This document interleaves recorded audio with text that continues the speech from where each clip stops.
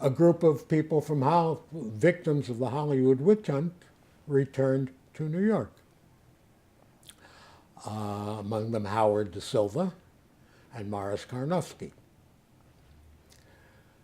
And they decided to put on a play based on Yiddish literature called The World of Sholem Aleichem.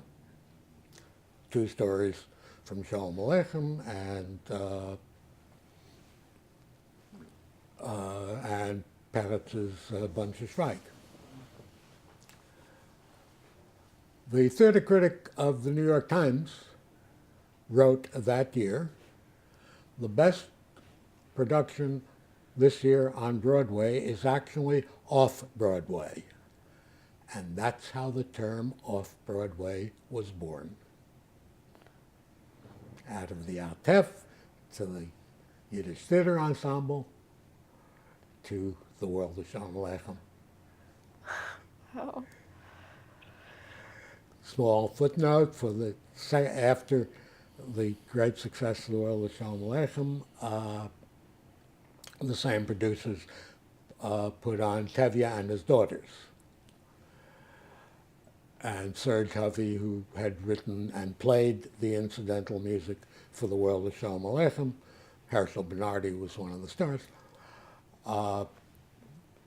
Serge was doing the incidental music for Tevye and His Daughters, and at one point he said, you know, this scene really calls for a folk song, Yiddish folk song. And the producer drew himself up and said, what are you trying to do, turn this into a musical? And that producer then went on a couple of years later and turned it into a musical.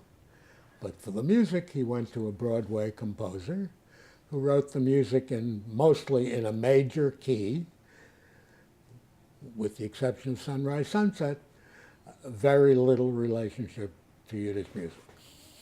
Tradition! Okay, Serge, your story is getting out.